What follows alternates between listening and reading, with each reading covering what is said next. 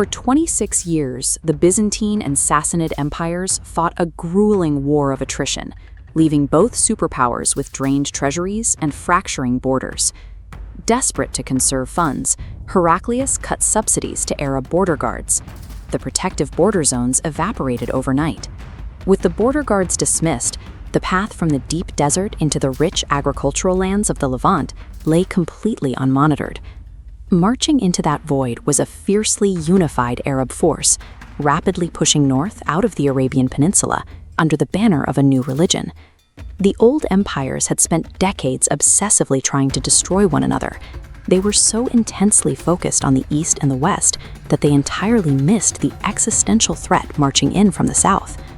To repel the invasion, Emperor Heraclius dispatched a massive imperial army of roughly 40,000 men to the Yarmouk plateau, aiming to crush the 25,000-strong Arab force in a single decisive campaign. Leading the Byzantines was an Armenian general named Vahan. He leaned heavily on the classic imperial playbook: overwhelming numerical superiority, strict linear formations, and heavily armored infantry. Opposing him was the Arab commander Khalid ibn al-Walid. Khalid fought directly on the front lines, building his doctrine around extreme agility, rapid movement, and unorthodox flanking maneuvers. Before the fighting began, Vahan requested a parley.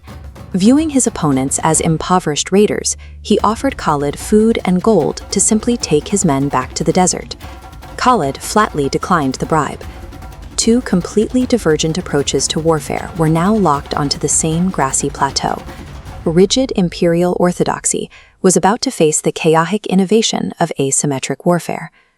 Vahan's strategy relied heavily on his heavy cavalry, known as cataphracts. These armored riders were designed to break enemy lines through sheer physical mass, physically crushing the lighter Arab flanks. Khalid needed a way to halt that momentum. He ordered the women in the Arab camp to bring the army's baggage camels directly behind the defensive lines and hobbled their legs. Horses and camels do not naturally mix. The aggressive behavior and intense, unfamiliar scent of the hobbled camels biologically terrified the incoming Byzantine war horses. Instead of breaking the lines, the Byzantine horses balked, reared, and refused to charge. Stripped of their momentum, the heavily armored riders became bogged down and highly vulnerable to the agile Arab infantry in close-quarters combat. Without matching their armor or numbers, Khalid neutralized the Byzantine Empire's most advanced military hardware simply by weaponizing the raw biology of the desert environment. Vahan compounded his problems with a critical tactical error. He spread his cavalry evenly across the 10-kilometer front line, diluting their ability to punch through.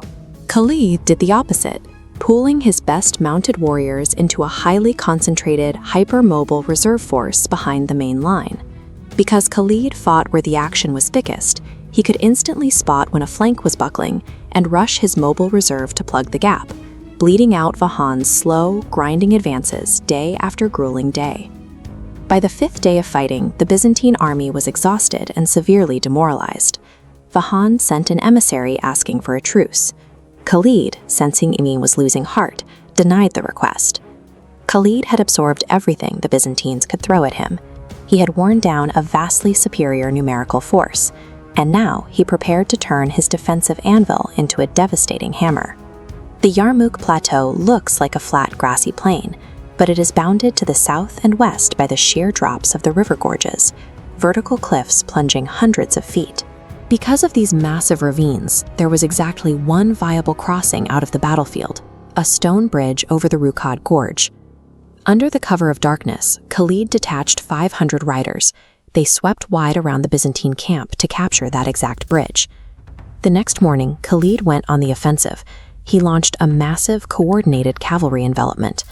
His riders completely ignored the Byzantine infantry, striking directly at the remaining imperial cavalry and driving them entirely off the battlefield. The Byzantine infantry was pinned between advancing Arab forces and the sheer cliffs behind them. Khalid had transformed the open plains of Syria into a walled execution chamber. Stripped of their cavalry support, the Byzantine foot soldiers were completely exposed. Under relentless pressure, their formations broke, and the men were forced backward toward the edge of the cliffs. Retreating toward the rear, the terrified soldiers quickly realized the bridge over the Ruqad was held by the Arabs. The trap was sprung, and there was nowhere left to run. Over the next several hours, the imperial army was systematically dismantled. Thousands of Byzantine soldiers, including General Vahan, were killed in the crush or pushed to their deaths over the steep gorges. The annihilation at Yarmouk permanently broke Byzantine military power in the Levant. Within a few short years, the Islamic conquest would sweep through Syria, Egypt, and North Africa without facing another major field army. Imperial wealth and massive numerical superiority ultimately dissolved against a commander who outthought their doctrine, outmaneuvered their forces, and turned the earth beneath their feet into an inescapable trap.